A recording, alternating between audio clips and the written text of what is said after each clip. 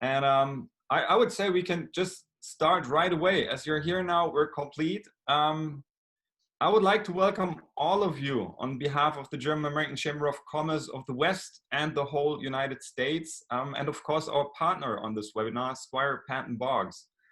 We have some really amazing guests and topics prepared for you today. And to not stand in the way between you and this fantastic discussion that we're awaiting, I will quickly give you some technical information and then pass on to our moderator. First of all, there is a black icon that you can see on your monitors, which says GACC West. This is our colleague in the background doing the techniques, so don't worry about that. Regarding the webinar, we will have 3 blocks today, each of them rounded up by a short Q&A. If you have a question, please use the dedicated box and send us your question and the name of the person it should be addressed to. And now it is my pleasure to directly hand over to our moderator, Constanze Stelzenmüller, who is Senior Fellow Foreign Policy at the Center on the United States and Europe at the Brookings Institution. Constanze, the floor is yours, please. Hi, everybody, and hi to San Francisco, to the Valley, to Florida, DC, and Berlin, and wherever everybody else is listening and watching. It's a pleasure and an honor for me to have been asked to moderate this event with 4 really distinguished speakers.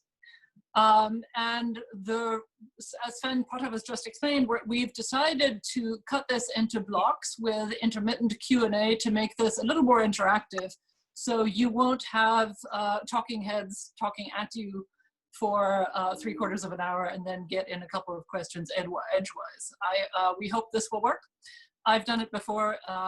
In my experience, it works just fine. But I'm going to jump in. In our first section of about 20 minutes, we want to talk about US and German business policy concerns. And I would like to start with John Boehner, who I think needs no introduction to anybody. He is the former Speaker of the House of Representatives, has had a distinguished career in American congressional policy. And Mr. Boehner, I imagine that you are watching this pandemic, shall we say, with a degree of consternation and awe, maybe? I think this is kind of a shock and awe moment for all of us. Sorry? How about relief? How about relief and I'm not there and having to deal with it? I would imagine that too. I would have a great deal of sympathy for that, that one would be happy not to be in charge. Nonetheless, I think we'd all be really curious to know from you how you feel about the outlook for congressional action and bipartisan cooperation in this really difficult moment, a country that is in the grips of a pandemic, a historical recession of dimensions not seen since the Great Depression, and of course also in an election year. Well, in the U.S. Congress, there was a rare moment back in March when Republicans and Democrats came together quickly and in a bipartisan manner to pass a very large COVID response package. Really the largest piece of legislation ever enacted. Since then, Republicans and Democrats have decidedly different visions of what should happen next and when it should happen. You know, bipartisan consensus in a major crisis has not always been easily achieved in modern Washington. When I was the minority leader in the U.S. House in 2008, President Bush 43 was president, and we actually voted down the first version of the TARP rescue package. But back to the current times, more than 4 million loans for U.S. businesses have been processed since the CARES Act was enacted, throwing an economic lifeline to our economy in hundreds of billions of dollars. Probably in the area, over $500 billion has been loaned out in 4 million separate loans. And there's little doubt that the economic carnage would have been far worse without this action. In addition, the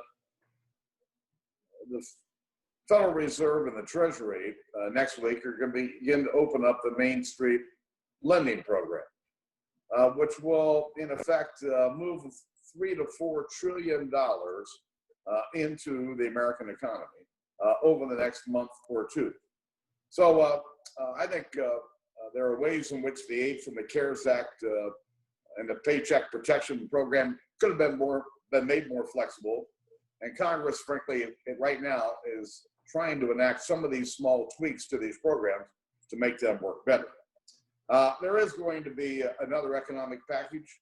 The House passed one last week. I think it'll be another 4 to 6 weeks before this ends up on the president's desk. It's not going to be $3 trillion, which is, the House bill is a grab bag of everything imaginable. But there's going to be another package that'll help state and local governments to some extent, will provide some liability protection to employers, hospitals, and others. It will also include money for hospitals, and likely there could be an infrastructure package attached to this.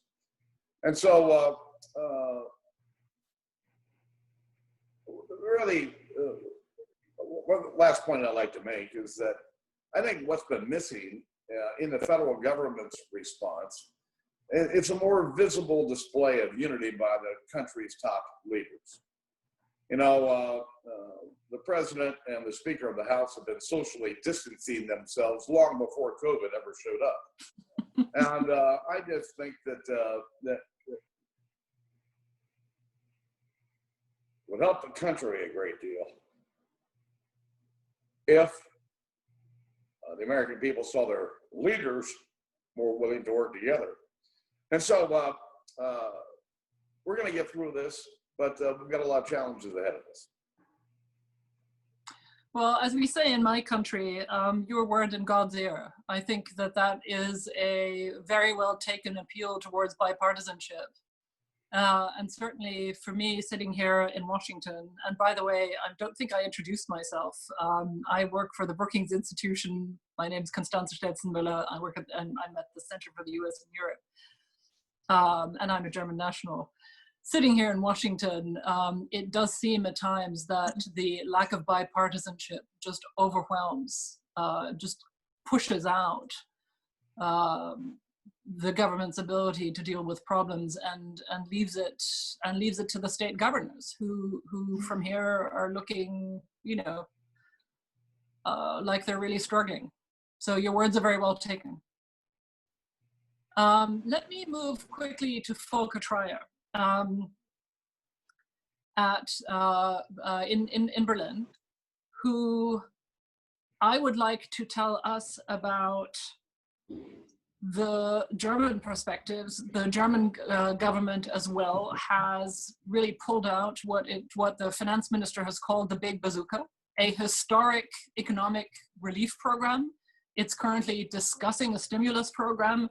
Do you think that this really is what it takes, given the severity of the situation? Thank you, Constanze, for this question. I mean, unlike the United States, we do not need a bipartisan approach. We have our grand coalition, the grand coalition between the Christian Democrats and the social Democrats. And they really formed a quick response. And you mentioned it, the bazooka.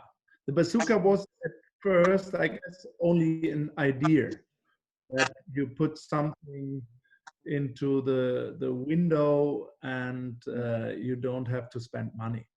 But it came out very quick that cash is king right now. That it's always king, but that companies are running into liquidity problems. And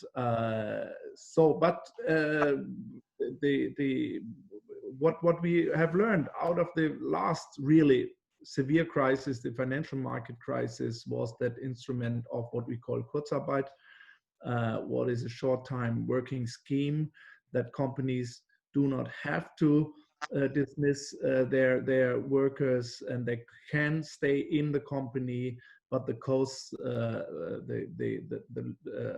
wages are paid by the social security system. And fortunately, we did our homework in the last couple of years, or let's say in the last decade, that the state finances, including the social security system, were really not full, but they were quite viable, that we really can afford to spend this money.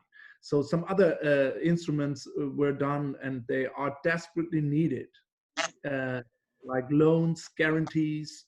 More and more we speak about capital. We do come from a liquidity problem to maybe a solvency problem, because now new orders it's rebounding a bit. I mean, no doubt this is the most severe crisis we have experienced since the Second World War. And we at DIHK, according to our surveys, we are doing so much surveys among the business people, and they are eager to give a response, because there are really problems in the different sectors of the industries.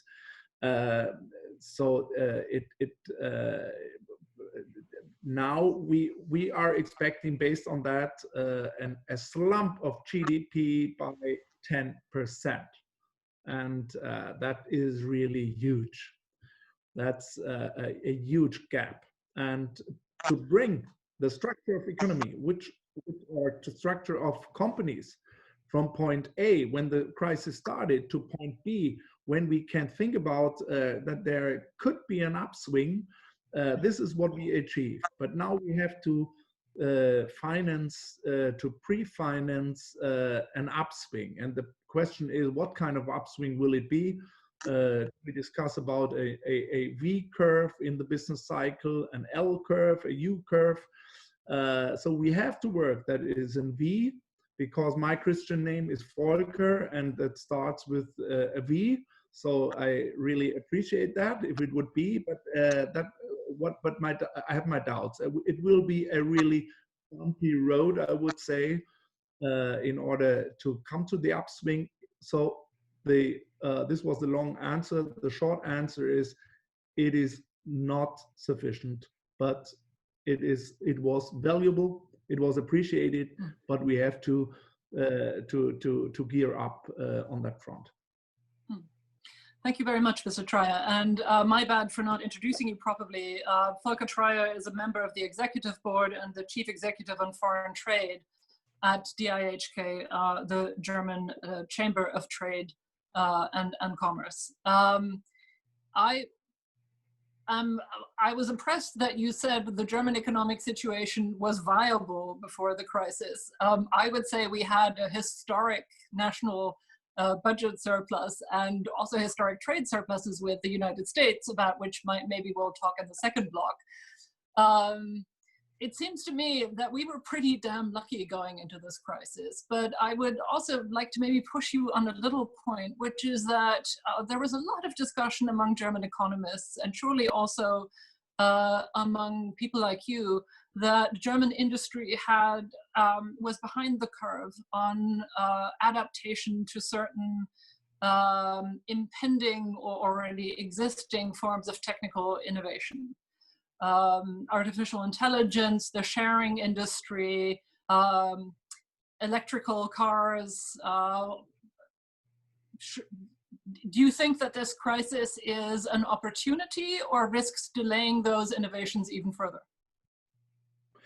It is an opportunity. Never waste a crisis. I mean, we are now learning how to digitalize our communication. This is what another proof. Starting with Zoom meetings. Yes, and it is acceleration of the endeavors done by the government, at least at lip service, what we are receiving. I do come from a hearing as an expert in the German Bundestag. Today we discussed the restart of the economy. Yeah.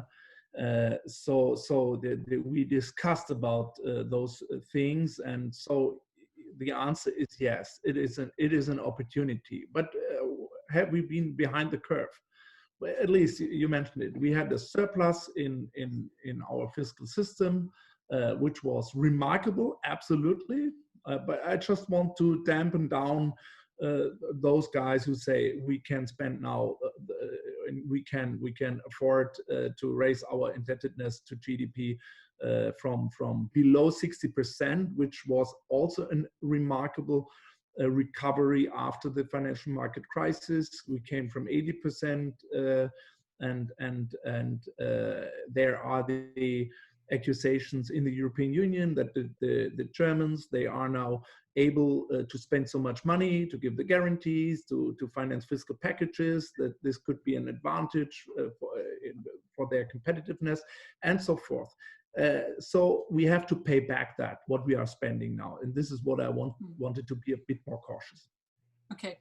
Let me move quickly on to Ambassador Frank Wisner, who also has had a really distinguished diplomatic career, particularly in fields of foreign international security, where we've run into each other in the past.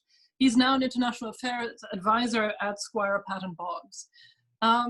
Frank, we'll talk about the international and the German-American dimensions of these issues in the second block of our discussion.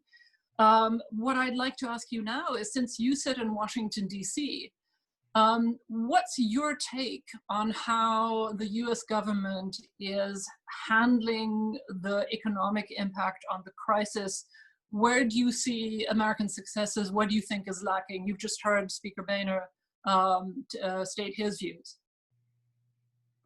Constanze, first of all, let me thank you, and really I'm delighted to be with all of you today. This is a special occasion for me. I'm a strong believer in German-American relations and have worked in that regard throughout my professional career. So to participate today with all of you is a privilege. You ask a very good question. I'm not the businessman who can answer, as Volker just has, some of the immediate impact, nor will I match John Boehner, his knowledge of what the legislature is capable of. But I'll take a step back for a second and reflect that we're going into a time in front of us that none of us have ever imagined. It's even more true of the United States than it is of Germany and of Europe. And that is, I entered the majority of my career when Ronald Reagan was president of the United States. And he wanted to unleash the American private sector and make growth possible through a bias towards private undertakings. And Europe did many of the same things, though not to the degree that the United States did. But today, very frankly, we have to sit back for a moment and recalculate. Never in my lifetime, and never going forward, will management, owners, capital, labor be in the public purse the way they are today and will be for a time to come, dependent on public policy for outcomes that drive the economy. That's a huge change in our lives. The state is now an extraordinarily important factor as it's never been in my lifetime, recent decades, certainly since wartime. So that factor then leads me to a conclusion that as we look ahead, yes, I'm distressed by the fact that nearly 100,000 Americans have died from this crisis. I'd like to think that belatedly and with much soul searching to do, we're getting on top of how to respond to the crisis. But the issue before us today, and Volker, I think you put your finger on it in your alphabet soup of V's and U's and L's. What kind of recovery are we going to head into, and how are we all going to go about it? So I think as I start looking at what lies ahead of us, Constanze, the priority now has to decisively shift from survival to recovery. And that means that we're going to have to do things that we've never done before. We're going to have to figure out how to stimulate an economy and do it in a wise way. We're going to have to reconstruct infrastructure that we're going to need for the next cycle in all of our economies. And that's more than just roads and bridges and airports. It's also importantly about artificial intelligence, information technology, and those systems. The third thing we're going to have to be very careful about is how we adapt our laws and how we adapt our regulations. Law is going to be very important. What kind of data access and under what conditions will law permit companies and governments to retain personal data as we seek to monitor the spread of the infection? Will it be voluntary? Will it be obligatory? And under what conditions?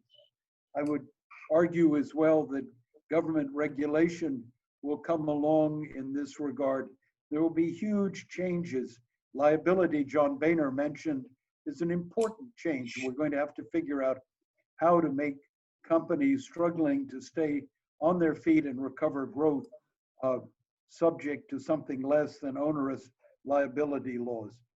And finally, I think we've all put our finger on another problem, and that is, what is this going to cost us?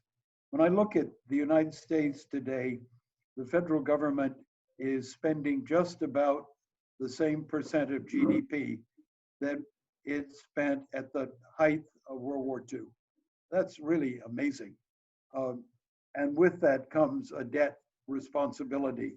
And while Nobel Prize winner Alan Blinder quite correctly cited Scarlett O'Hara 10 days ago and saying, we'll get to that problem when we get there, we can't forget that this looming impact of the debt burden, it can choke off growth unless we manage it in a very smart way.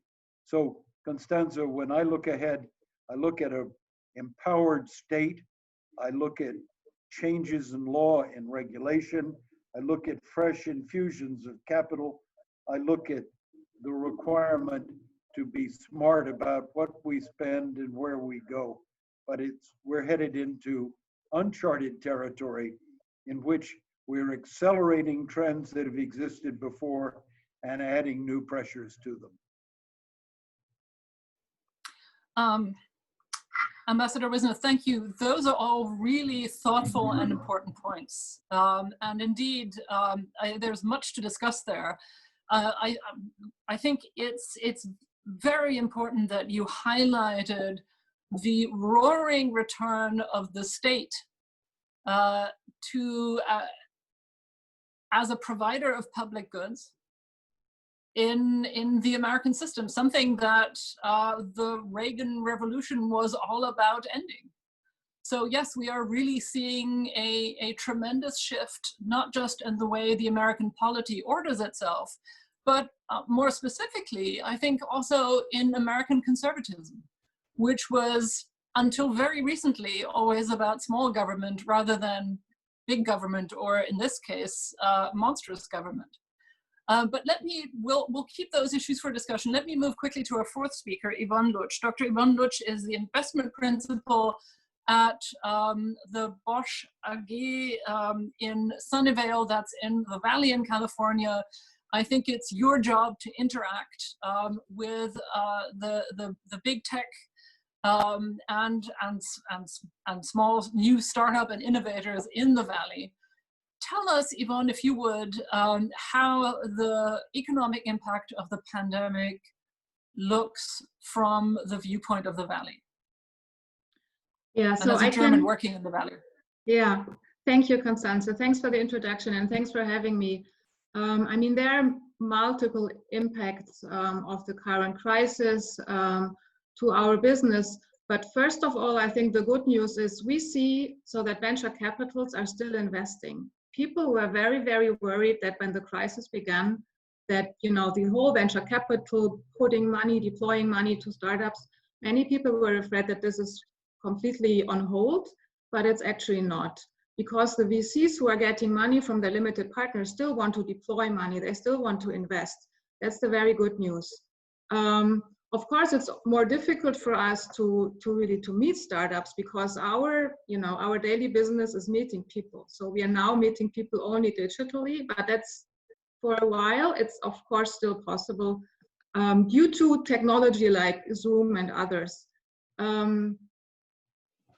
What we see very critical and what is actually very sad, and that's due to the due to the economic situation, that mainly the corporate venture capitals like us, so big corporations who have their own venture capital money to deploy to startup, to innovation, they have really problems to deploy money right now because it's all about, as Volker Treier mentioned, they have to keep liquid, right? They have to keep some money to overcome the crisis. So some of the corporate venture capitals had to stop to deploy.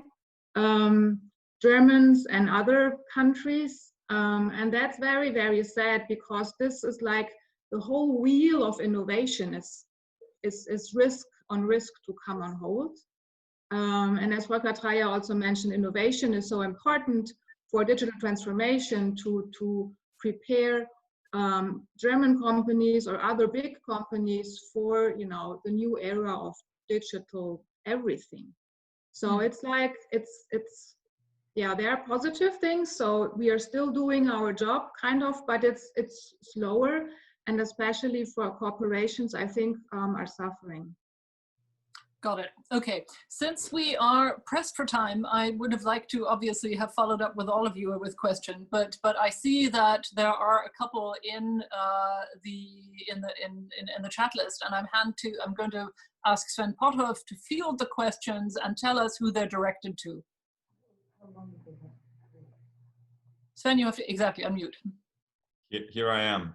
I just wanted to start to talk and then I realized I'm muted. Okay. Yes, we do have some questions, and I will start off with a question which is directed at Mr. Treier in Berlin. Mr. Treier, you mentioned the Große Koalition, the Great Government Coalition. Do you see German parties working more closely together or widening their gap in political approaches? It started that there was a unity at the very first beginning when we were in this like Frank coined it the survival zone right at the beginning. Now that we are coming back to the revival zone, fortunately. There are more and more differences, but that's normal in a democracy, and there are now different proposals what to do, how to go to more into indebtedness, how to start from the consumer side with vouchers or being more on the supply side. But it is not a very critical conflict between the different parties. They have at least a common goal in order really to bring to find a chance also in this crisis. At least this is from my perspective today, having had the hearing in the German Bundestag in the parliament, that there was the unity in the goal at least. Thank you so much. There is another question directed at Yvonne here in the Valley. We've heard a lot from government policy. In Silicon Valley, though, we saw tech firms acting first and fastest in COVID-19 response. Would you say that big tech firms are like a new government, or perhaps even more agile than governments? That's a difficult question. I mean, if this refers to, there was, especially in the startup ecosystem. There were many talks about this PPP loan and other government supports. And this was a very, very strange thing, at least from my perspective, how I perceived this. So this PPP, this protection plan for small companies was coming up, and some startups were very fast in applying for the money. And after like a couple of days, billions were like deployed. And this was very surprising. And then rumors came up online, you could read about it 24/7, that some companies, some bigger companies took the money even if they should not. And then they actually gave it back. So there was a very, very big confusion about who is actually eligible for this money and who is not. And we also worked with our startups, we worked with lawyers to figure out to do the right thing. This was very confusing, but it was also very sad for, other small business like restaurants, like, the mom and pop shops around the corner, because they didn't have the relationships to banks. They couldn't apply for this loan like this in a day or so. And some bigger companies, some startups could do that very, very easily, and they got the money because this was how it was made. It should be deployed very, very fast, so you applied for it without a sanity check, kind of, right? It was your own responsibility to check. I think, and we will see this, I think, much, much later, how this all worked out. We think that many startups or many bigger companies who were actually at the end not really eligible for the money gave it back, and I think that's good, to give it back to the ones who really needed it, the smaller shops, the smaller companies who didn't want to let their people go but had to let their people go or furlough. But from my perspective, it was a little bit confusing. Folks, we are already running a little tight for time. So Sven and I have just been coordinating a little bit, and we're going to take a couple more questions, but ask people for really brief answers so that we can move on to the international section. I hope that's all right with you. On to you, Sven. Thank you so much for that. Yes, short questions. Next one going to John Boehner. Interesting question. Talking about necessary bipartisanship. If you would still be speaker, would you have gone along with the White House decision to only invite Republican members of Congress to the law signing ceremony? No. All right, that's an awesomely short answer. That was and sir, may I just say that it honors you. Next question, Sven. I would say we make this the last question because there are so many questions coming in right now. There is one more question, and that is going to Ambassador Wisner. It was mentioned by you that in a reversal since the Reagan era, government public institution will be more involved in economic decision support by perhaps providing enabling structures as part of this bailout, especially concerning leading edge technologies like AI. Will this be a handicap for future innovation? Yes and no. That's a short answer. Yes, it will be a handicap because there is a whole body of law and regulation that needs to be sorted out. There are going to have to be adaptations to the way capital is deployed.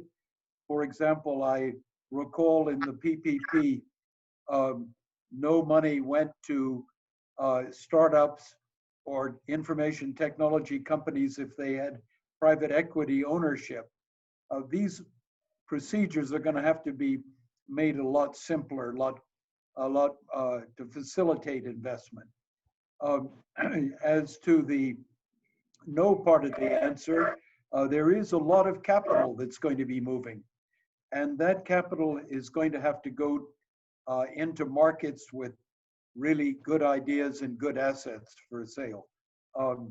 I believe that the high-tech sector is going to benefit from the increase in liquidity that's entering the system. It's going to be at the top of the businesses' choices of where they want to put money. Thank you so much. Okay, then I suggest that we move on to the second part of our discussion. This has been fascinating so far, and we could have, I think, teased out a lot of what has already been said for another couple hours.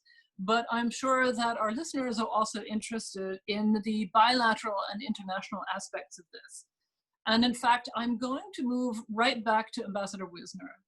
Frank, one of the things that Europeans, Germans, and I think many Americans working in the field were really worried about before the onset of the pandemic was the Damocles sword of the Trump administration's threatened trade war between the US and Europe. Do you want to tell us whether you think that's still real, and maybe add some words about the threat of sanctions?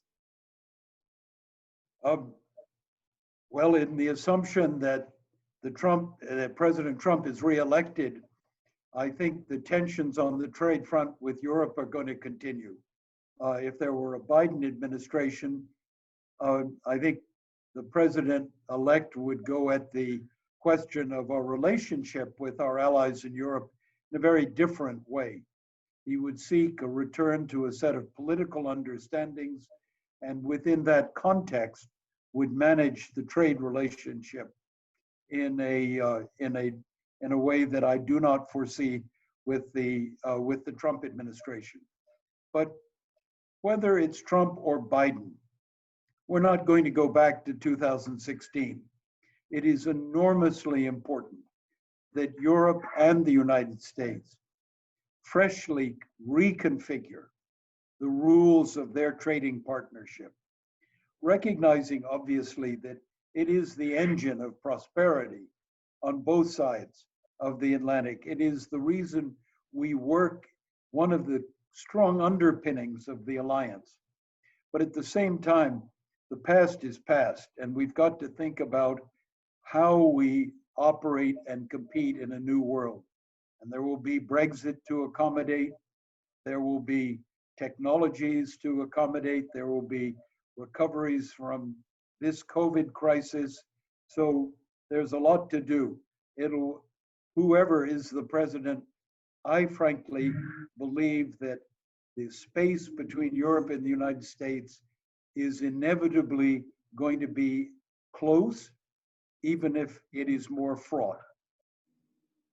Thank you very much. I would hope that's true, regardless of the outcome of the November 3 elections, frankly. It seems to me that a great deal is at issue right now, and a great deal is at risk. But let me move to Volker Treier in his position in Berlin. I have to say, as a German who's been living and working in Washington for the last 6 years now, I sometimes look at my own country and think, you know, we managed to come across, if I may be very blunt, as both smug and pig-headed about our own European positions and German positions on these issues. And so I'm going to ask you, is there anything that you think in retrospect is reasonable about the Trump administration's critique in these, on trade, leaving aside maybe some matters of tone and style? I mean, I'm being deliberately provocative here, obviously. Yes. There was a certain degree of complacency here in Europe, and including Germany, or maybe especially in Germany, when it comes to different policy areas around trade, not exactly the trade. I do think that with the trade, there could be discussed quite a lot, and we can speak about the advantages of a trade surplus or the advantages of a trade deficit as well, because the one who has a deficit is getting from the other country more to consume than this country is producing itself. So, but I do think that the trade approach was right, and we need to come back, maybe not to the year 2016, but to a better understanding or to a level playing field that we first discuss and then we gonna to shoot or establish new trade barriers or something like that, retaliations and all that. We need to come back at the table. But there was a degree of complacency when it comes to other parts of the policies, and this came into the trade policy, was embedded, our contribution to NATO and all that, and what kind of burden was put on the shoulders of the Americans, of the United States, and to lesser extent on European shoulders. Okay, let me bring Yvonne Lutsch in here. Dr.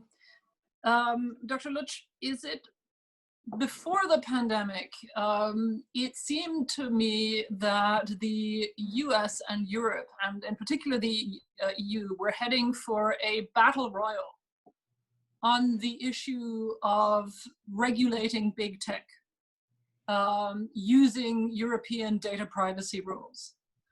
Right now, it seems as though, and frankly, before the pandemic, my personal impression was that big tech was very much on the defensive with regard to Europe, very careful, very solicitous of staying on the good side of Europeans. It seemed to me that the European Commission really had a very serious tool to wield in this particular field. Do you think that the pandemic has changed that? What's the debate where you sit in the Valley about this? Actually, yeah, that's a very interesting question, since the European regulation, the GDPR, is basically protecting, your privacy, and it's all about, not sharing, for example, your location and where you are going all the time, and making this like personal, like someone else could know where you are. And then due to COVID-19, all of a sudden everyone is talking about contact tracing, and this is a very powerful, and that's a very powerful tool to control the pandemic. I mean, that's a fact. And all of a sudden, we felt like now the Europeans who were crying out loud and always held we want to be protected, sign up. They are now asking, like the Googles and the Apples of the world, and actually Google and Apple are working together to create this application, so people can get traced back. So it's very interesting that minds are changing because of the pandemic. I think it's good that we have a very, very explicit conversation about what is necessary to do and what is helpful to do and what is not. In the past, it seemed to be like, the tech companies like the Apples and the Googles are all the evil. And Europe, the regulation is protecting everything, but sharing data and tracing people or tracing like crowds can also have good sides, right? It's very complicated. It's not like the one is evil and the other is good. And I think that this pandemic creates an opportunity to discuss what is necessary and what not. But it's very interesting, because now the Americans are like, we don't want to get tracked. And in the past, I mean, if you use Google Maps, you shouldn't be concerned about getting tracked because you are tracked anyway. Right. I think these are crucial points, and it seems to me that they are, and this brings me right to John Boehner, that particularly for American conservatives, I would think that with your emphasis on individual rights and liberties, you would have some issues here with the big tech companies. And I would like you to address that, but I'd also like you to address one other point that we haven't mentioned, which is that increasingly the elephant, or shall I say the dragon in the room, in the US-European trade relationship is China. And we're seeing, particularly in the context of the pandemic, a relationship that was already fraught, heating up in a very, very overt and very aggressive way on both sides, it has to be said. Chinese diplomacy has become very aggressive vis-a-vis America, but also in Europe. Chinese ambassadors bullying European governments on Twitter yet? You know, who does that?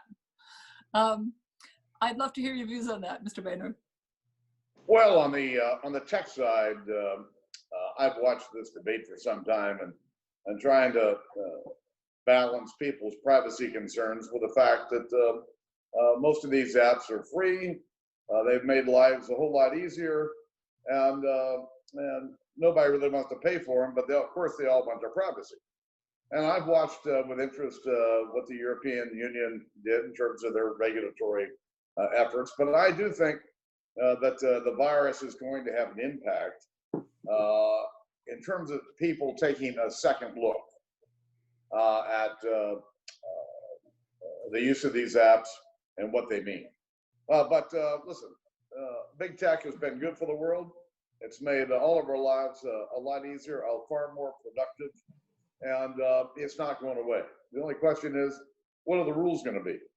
In the US, the Americans don't know what kind of rules to put in place. That's why nothing's happened, because they could never agree on a set of rules. When it comes to the EU-US trade relationship, understand that I've been a member of the Transatlantic Policy Network for almost 30 years. And US legislators, European legislators, and frankly, currently, I'm the chairman emeritus of the Transatlantic Policy Network. So I'm a big believer in US, Europe, and trade. It's there's been some difficulties, but our friend from Berlin talked about sit down and discuss before we shoot. Now, that's just a bit rational, especially considering that Donald Trump is our president, where it's shoot, aim, well, maybe we should think about it later. But that's just not the way he goes about this.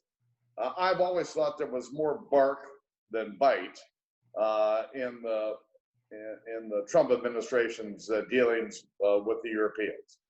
There's a lot of barking going on, but I never really saw the opportunity to bite. You know, if you look at the whole auto issue that went on for 2 years, it took that long to educate the Trump administration about supply chains and where these suppliers were for these cars that were being built all over the world. And the more they learn, the more they realize that there really isn't a fight here that we need to pick. Now, I do think the U.S. and Europe would be wise to spend more time together when it comes to dealing with the Chinese. I would have dealt with the Chinese differently than President Trump did. I always thought you caught more bees with honey than you do vinegar.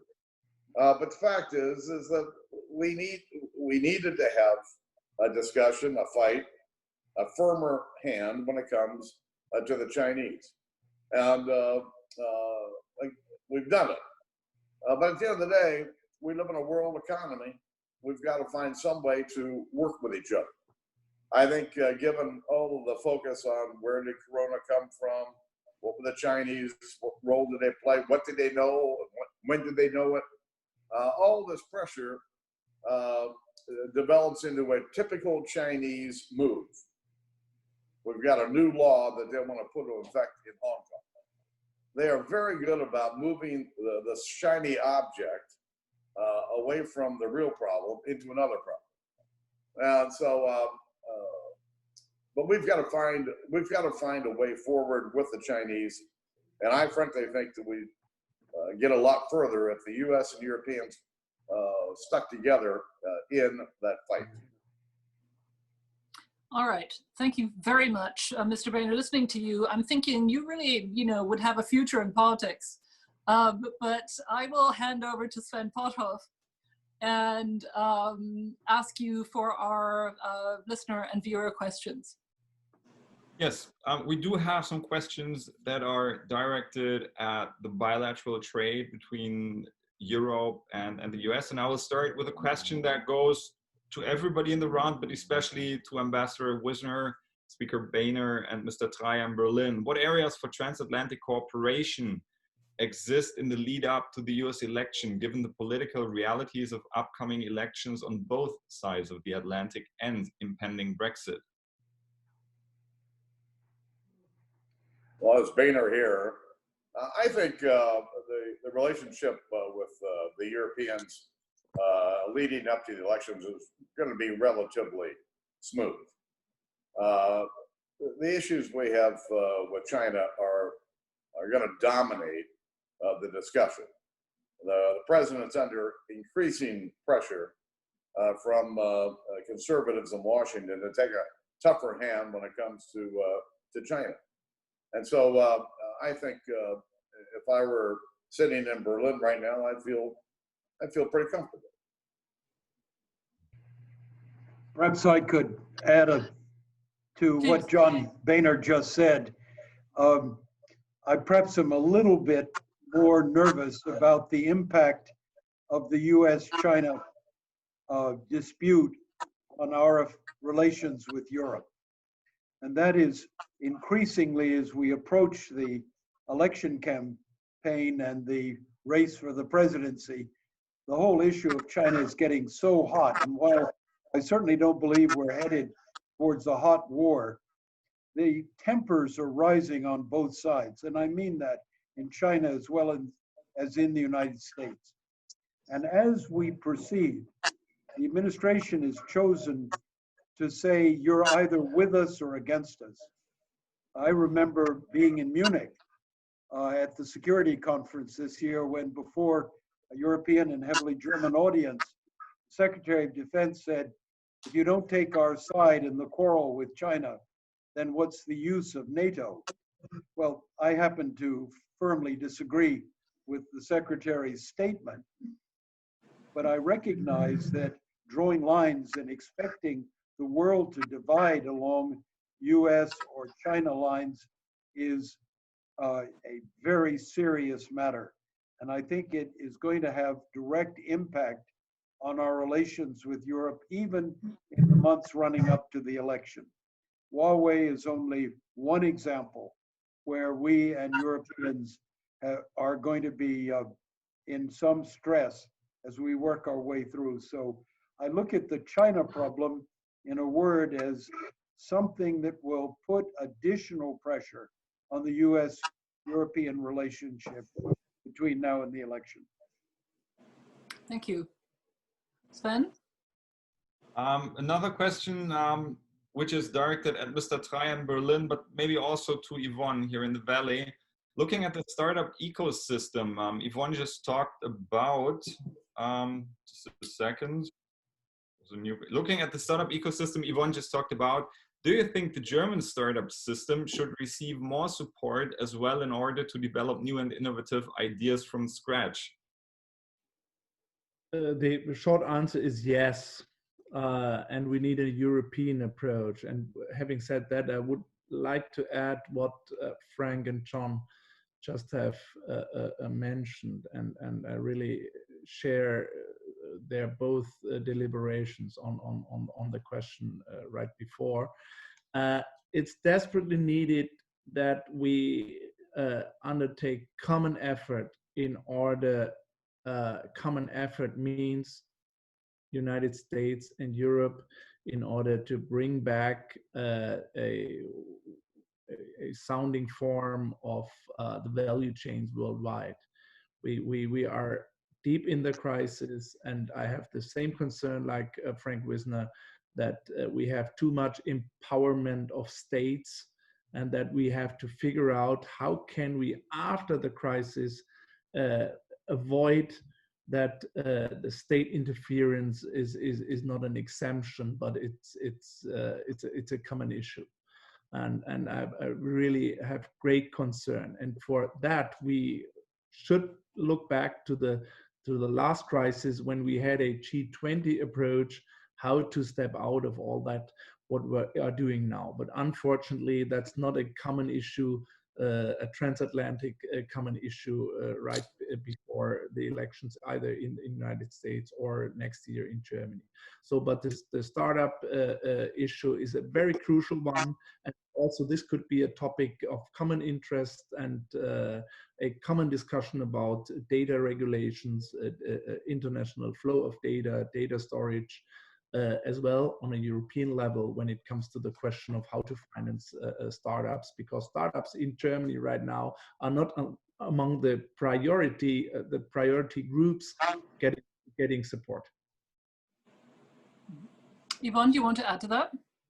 Yeah, I know that there were some like relief funds deployed in Europe and Germany in particular for startups, but to be honest, I don't know how much they were and how difficult it was to apply for them.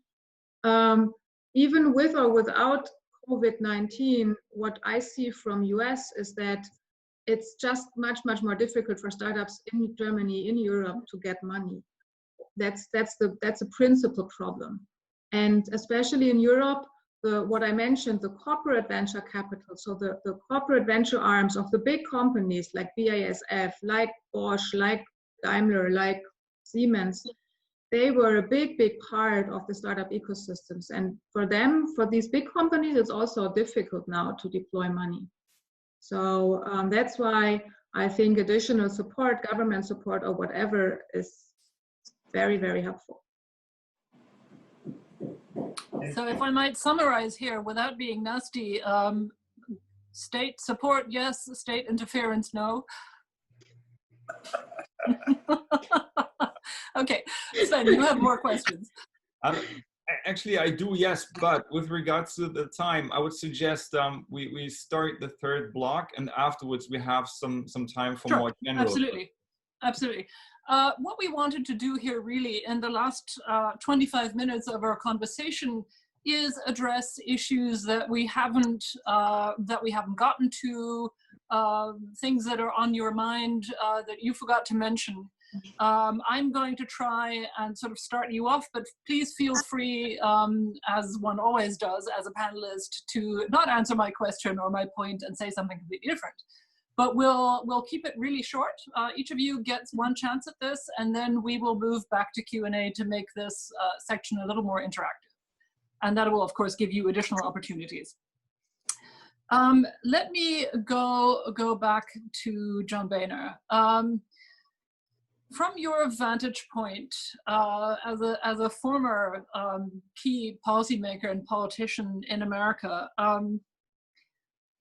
what's the advice that you would give young, starting out American conservatives, looking at what seems to me to have become a very shrill tone in American politics in general, but also in the Republican Party? And as you said, and as Frank Wisner said, an embrace of the state that is totally at odds with 30 or 40 years of Republican tradition. A very shrill tone in foreign and security policy, none of the sort of Rockefeller internationalism that smoothed over world order for so many decades. Do you think that a young man or woman starting out in Republican politics, has anything that they could, is there any advice you could give them in this context? Well, as I like to tell audiences, I'm a conservative Republican, but I'm not crazy. And what's happened in America is we've got two tribes now, Democrats and Republicans, and the tribes are moving further and further apart. You could blame the media, you could blame social, the internet and all the apps, all this information that's out there is pushing or pulling people into one of two camps. And frankly, it's unfortunate. And it's hard today for leaders to lead because the leaders on both sides are being held hostage by the loudest voices in their party. And so if I were giving advice to someone interested in politics or some new member, which I used to do a lot of, I would tell them what my parents taught me, what I taught my kids, what I try to teach my colleagues for 25 years. It's real simple. If you do the right things for the right reasons every day, the right things will usually happen. Secondly, it doesn't cost anything to be nice. And thirdly, you can disagree without being disagreeable. Now, I didn't go to Washington to make noise. I went there to do something on behalf of our country. And so there's a way forward here, but it's going to take some adults. And right now, I don't see the adults in the room when it comes to Washington, D.C. All right, let me move to Volker Treier. Something that we haven't mentioned at all so far is the European level of this crisis. And there has been some really astounding movement at the EU level and in Germany. You know, first you had a German constitutional court saying that the European Central Bank was out of bounds in funding Eurozone emergency bond buying programs. And then it basically got slapped down, not just by the French president, but by the German Chancellor Angela Merkel with this announcement of a €500 billion European recovery program consisting of grants and to be funded by a European debt for the very first time. Now, do you worry that that's going to endanger I mean, is this just, you know, state intervention and debt making gone totally crazy and rampant? Or is this the road to salvation? What's your take on this? Thank you. I love that question because this would have been my point anyway, that on our priority list of the perspective of German business in the discussion about reshoring, some say deglobalization, from the political level, think tank, we discuss about sovereignty, some say autarky. The first answer is Europe. And the second answer is there is no deglobalization by having a stronger Europe. It is not an easy discussion, but at least I would say it's a timely discussion, what is now starting. And those kind of proposals you mentioned are another desperately needed steps, at least proposals. It is not always so clear that you say either this or that, and we have this disconnection between liability and risk taking. The question of, do we have a transfer union that German taxpayers are now liable for let's say Italian misbehavior and things like that. On the other side, this kind of discussion, we do need it because we have set up a common single market, and this common single market made it happen that we live now since the Second World War in the between the countries of the European Union in many decades in peace, and at the same time it established it helped to create jobs in Germany and elsewhere. You can't speak about German economy without having in mind that there are so many suppliers especially in Central and Eastern Europe, our newer or latest member Absolutely. states, and having all the markets around. So this was a discussion today in the Bundestag, and even in the more conservative parts of the political landscape in Germany, there are some saying, okay, it's good. We had this proposal of President Macron. When was it? Two years ago. Macron proposals in order to develop European integration. Maybe also as a reaction to the Brexit and the ongoing Brexit discussions and the turmoils in the United Kingdom. So I really appreciate this discussion, and this is not that we are now starting Eurobonds. it is starting that projects can be financed, maybe after this discussion, from the crisis, very hard hit countries like Italy, Spain, but also in Eastern Europe, Romania, France, but even of course in Germany. Yeah. Thank you. I mean, I think it's important to highlight just what a historic shift this has been, particularly not just for the Chancellor herself, who has resisted this for a very long time, but I think for the entire German political landscape and the Conservatives in particular. That really is a massive movement. Yvonne, moving to you, sitting where you, as you do, on the west coast of the United States, I wonder, what would you tell Americans to explain to them, particularly in the sector, in the tech and venture capital sector that you work in, that Europe is actually irrelevant to their concerns in any way and to their business and trade concerns? What's your most important argument? Why do we matter? Because that does sometimes get lost. Yeah, so I think that's very interesting, because living here and looking back to Germany from a foreign perspective, it's really eye-opening. And we talked about the big tech companies like the Googles and the Apples and the Amazons and whatever. And I just put some names, but I mean a larger ecosystem of companies. Sure. So in US, all these technology was adopted more or less like without any question. People just loved it. In Germany, every time when I go back to Germany or to Europe, I think it's also explicitly for Germany or for Europe, people are still cautious about who to share data with and how to use this technology. And I think some skepticism is good.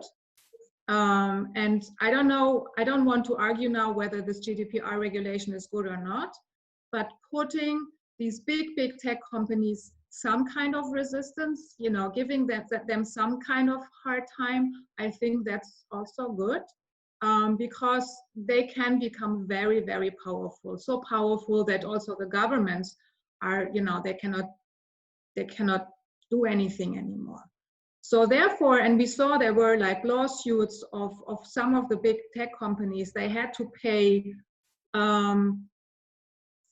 in Europe, and at European lawsuits, they had to pay a lot of fines for being too privacy invasive. And I think giving them some rules, some here's a line, I think that's a good thing. And I think Europe did this much, much more than US. So there's a good reason for Europe to be there. Okay, so that's I think, a very important point. The argument is that Europe is actually ahead of the curve in regulating big tech and making it clear that they have to be responsible citizens and stakeholders of what is a very complex environment. Fair enough. And that brings me finally to Ambassador Wisner. Frank, what advice would you give Europeans? And perhaps the Germans in particular, as we move into what is clearly going to be a very, very heated and deeply strange, unprecedented final less than half a year of the American election and its aftermath. Presumably, apart from not losing our minds completely, what would you recommend? Well, I'm going to perhaps take the moment to say, I think all of us, Europeans, Americans, Germans, and Americans have all got to focus on a subject we really haven't talked about as much as I think we should in our discussion today. And that is what actually is happening to the global order that provided us a framework for maintaining peace and prosperity over the many years since the end of World War II. And what I think Europeans and Americans have got to think about, whether there's an election ahead or not, is the breakdown of the global order as I have known it and we've all lived with. The US-China tension is one aspect of a shattering of the international system. We and China, of course, are at loggerheads, and that will play out. Chancellor Merkel talks about no nation alone can make it in the current world. She's right, and I think she's wrong as well. We're seeing rising nationalism, a decline in respect for global institutions. Here we are in a moment of great crisis, and the G20 isn't working, the G7 isn't working, the WTO is foundering and has to pick yet a new leader. We are watching the decline of the WHO as a center for coordinating international health. But then let's think, how are we going to get out of the economic trouble we're in today if there is collapsing demand internationally? Look at what the IMF is up against today, and whether it has the resources it needs to deal with 107 nations coming forward asking for assistance. The Argentinas, the Zambias, the Ecuadors, the Lebanons are at the top of the list. But if there is a collapse of economies around the world, where are we and Europe going to be in terms of re-stimulating and starting our own economies again? So I'm worried beyond our election, Constance. I'm really very worried about the end of an age in which there were global traffic cops. The United States played somewhat that management role, and it's declined now. What's going to take its place? How are we going to work together? How are we going to come up with rules of the road that will assure our people and our businesses security and prosperity, alleviate poverty within our borders and beyond in the years ahead? That's my kind of parting shot. Thank you, Ambassador. I think that's extremely well taken. That's a very important point. And if I didn't emphasize it as much, it's because that's my field, and I can talk about it or ask you questions about that until you're all blue in the face. But I think it's one of the really big lessons from this pandemic period has been that we have taken questions of both international, regional, and national order for granted. We've taken for granted that institutions and rules would work and would be accepted by everyone, and instead of which we have seen them fraying. And again, even at the national level, and even between federal governments and states and municipalities. And these things, as several of you have pointed out, require maintenance. They require protection and investment and innovation. With that, I'm going to turn over to Sven again, because I see we have a number of questions. Would you like to take us through those? Yes, of course, Constanze. Thank you so much. And indeed, we have a lot of questions. I tried to summarize them a little bit. Sure. First question follows up on a point that was touched by the ambassador just now.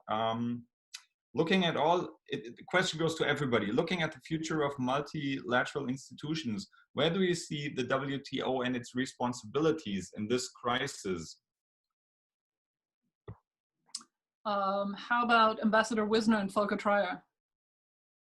Well, I think the WTO is an incredibly important institution.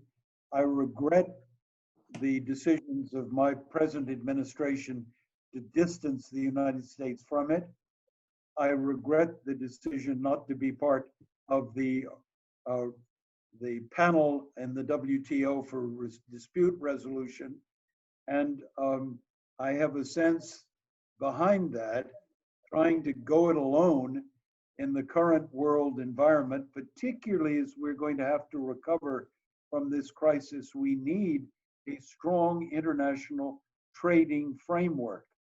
And the WTO provides the only rules we've got. We know it's hard to reform, it's very hard to change, but we certainly don't need to see it weaken at this critical moment in which the global economy is under such stress. Volker Treier, do you think that the Trump administration occasionally has a point in its critique of these institutions? And is there perhaps something that we Europeans or Germans could have done to head off the critique by investing more ourselves? From my perspective, the only point which he might have is that these decisions based on consensus cannot lead to any development, cannot lead to any progress. But that does not mean that the WTO should be undermined, and especially his politics are maybe at least collateral damage and not aimed to undermine WTO. I had two discussions last week with Roberto Azevedo, who is the General Secretary of WTO and who is supposed to resign in a few months, unfortunately, because he is a wonderful multilateralist and not a blind one. So instead of, so there's a bit a short degree of optimism. We need to compensate or substitute these consensus decisions by plurilateral approaches, and there are some plurilateral approaches which might bring some confidence. SME approach, a pharmaceutical agreement. We need more focus on the digital economy when it comes to those types of discussions on international level. And we have a weakness of China. We now we have this People's Congress is going on. Tomorrow it will end. And I had a discussion and with German entrepreneurs located in China, with our colleagues, and I feel an extent of vulnerability in Chinese economy, and this might bring China a bit more conciliant on WTO issues, and maybe we can bring back United States back again on the table, and we have some trilateral dialogues. So it is not everything is bad on WTO. Okay, that's a very interesting point. Sven, more questions. Okay. Next up, two questions. I will summarize. First off, it goes to everybody. Where are the trade opportunities between the US and European countries to improve their economies? And related to that, maybe directed at Mr. Boehner and Yvonne, do you see any potential for transatlantic cooperation in promoting a green recovery in both the US and Europe? Great, we haven't talked about that at all. Excellent. Mr. Boehner, do you want to go first? You're muted. Can you unmute yourself? I did. Yep. Thank you. Thank you. I think there's an opportunity for a continued dialogue between the U.S. and the Europeans, although I do share a lot of the concerns that Ambassador Wisner outlined about the breakdown of some of these organizations that have been really critical to us over the last 30, 40, 50 years.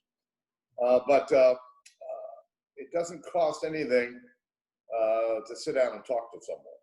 And keeping this dialogue underway is important. One area that I think would be critically important would be the area of pharmaceuticals. Given this race to find a vaccine for COVID, it'd be one place where the Europeans and the US could work, I think, more closely together for the betterment of the world. Absolutely. Fair enough. Yvonne, Dr. Lutsch. Yeah, I would like to answer about the green recovery, because for me as a German living in US, and you know, it's very different how people use their cars, how people think about CO2 emission, what bikes are for. I mean, in Europe and also in some US cities like New York City or Seattle, a bicycle is a means of transportation. In California, unfortunately, a bicycle is a leisure thing. Yeah, you do on the weekend. due to COVID-19, actually, I learned recently that Walmart is out of bicycles. So that's, for me, it's heartwarming, right? People discover a bicycle to go from A to B. Some people who don't want to sit in public transportation are rather using their bike to go to work. If they go back to work, some of the big tech companies like Twitter and Facebook, and I think even some others, they actually told their employees, you can stay at home and work from home forever. So people don't have to go to work. People don't have to commute with their cars or with public transportation. So there are many opportunities for a kind of green recovery in US. And yeah, for some reason, it looks then like a little more than in Europe and in Germany, where, for example, bicycles are much, much more popular for commute. So that's something we probably can learn from each other, or we can cooperate on. And of course, there's also technology involved to make this, you know, as easy, as smooth for everyone as possible. Sven? More questions? Okay, next up. Yes, we do have a lot more questions, but I think we'll manage. 2 questions directed at Speaker Boehner.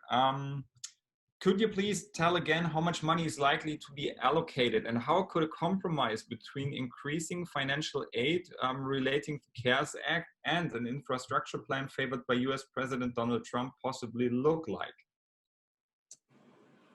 Well, I think they've already appropriated $2.7 trillion, but that doesn't include the $2 to $3 trillion that the Federal Reserve will pump into the economy over the next month or two.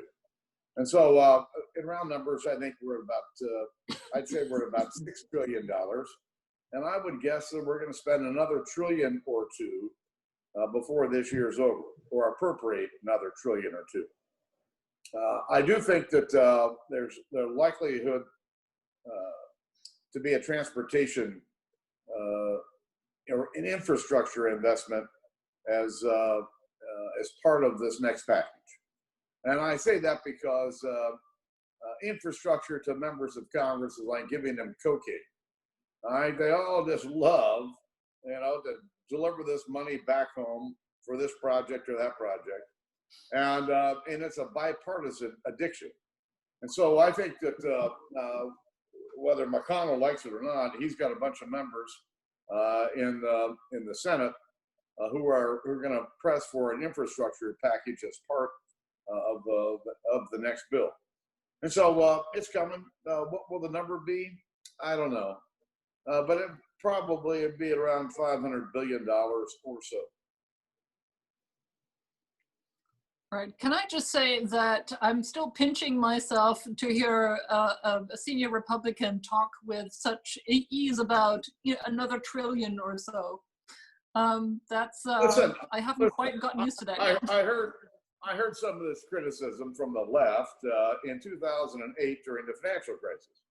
And, you know, while I'm a Republican, I don't really don't believe in a whole lot of government interference. There are times when there is no choice. There was no choice in 2008, not in my mind, not one choice at all. And clearly there is no choice at this moment. But I have to say this, you can't replace a $22 trillion US economy with government money. Now, they're going to spend a lot of money, but at the end of the day, the only way this is going to work is for a beginning to revive the economy. And whether it's V, whether it's U, whatever shape it is, the economy we need the economy to come back. I think it's going to be a slow, delicate dance for this to happen because people are going to be concerned about going out to dinner. People are going to be concerned about going out anywhere.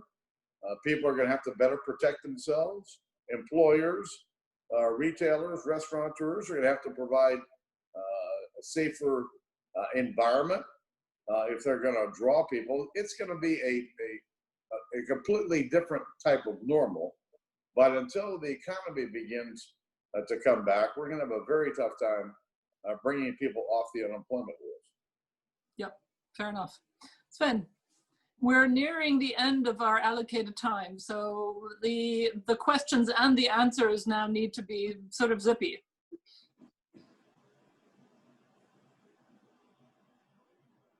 Sorry for that one. Let's start with a very quick one to Germany. Mr. Treier, does Germany support US on US's trade war policies towards China? No, we do not support. We share the same concern, but we need a different approach. We do not think that we can change China by this way. But Okay. you have issues with Chinese practices, don't you? Increasingly, Absolutely. political and trade. I have here a proposal list, a checklist for the comprehensive agreement on investment European Union with China. And this is Right. what we announced the day before yesterday. And this is full with complaints about what is going on in China. But we need an agreement like this. This is the different. Fair enough. It just may be worth mentioning in this context for the benefit of viewers and listeners that the EU in a recent strategic document of the new Commission for the first time referred to China as a strategic competitor of Europe, which is also a really significant shift in the way this relationship is framed. Sven, back to you for maybe the last two questions. Maybe we make it one question, because there is a bigger enough. question and the rest would be directed at single persons, and one goes to the whole. We'll make it a lightning round. Exactly. The pandemic was foreseen by many experts. The next climate crisis is foreseen as well by even more experts, and this will have a much more disastrous impact. What do you think about it, and what should USA and Europe finally do to avoid or deal with the next worldwide crisis? Great. Let me start with Yvonne, Dr. Lutsch. Well, that's a tough one. And really short. First of all, I think we all have to, agree that there is a climate crisis. That's what we have to do worldwide. All right, that's actually a not irrelevant point given the state of the debate. Very good. Thank you very much. That was very pertinent. Ambassador Wisner. I start with the remark that was just made by Yvonne and proceed on that I would like to think the United States will return to the Paris Climate Agreement and then work internationally from there to expand on that so that we take advantage of this COVID period, recognize how much better the world is with lower emissions, and move to build out intelligent public responses. I'm very much in favor, for example, of a carbon tax. All right. Thank you very much. Volker Treier. Thank you for this one. We need a collaborative, a joint approach between the United States and Europe, at least as the core center in order to tackle climate change. Only a national or a European approach is insufficient. And we need to include questions of climate change in a sustainability chapter in all free trade agreements worldwide. So climate change there's no need that climate change could lead to a disintegration of multilateral cooperation. And last word to John Boehner.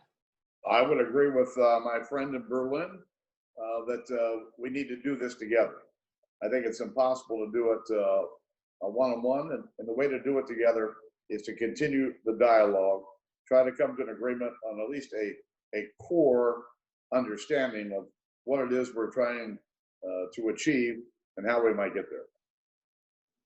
All right. Well, let me just say thank you very succinctly to all of you, Ambassador Frank Wisner, Dr. Yvonne Lutsch, former speaker John Boehner, and Volker Treier, for what I think has been a very rich, challenging, and in some ways unexpectedly harmonious discussion. Thank you for spending the time, and thank you GICC for asking me to moderate this. It's been a pleasure and an honor. My name is Constanze Stelzenmüller, and I'm a senior fellow at the Brookings Institution in Washington. Over to you, Sven. there is nothing or not much left to say from my side. Thank you to everybody here from San Francisco. It was really a pleasure having you all on this panel, on this discussion. I liked it a lot, and I hope everybody enjoyed it. So have a nice day, everybody, and greetings to the whole world. Thank you. See you. And stay healthy, everyone. Yes. Cheers. Thank you. Bye-bye. Bye-bye. Thank you.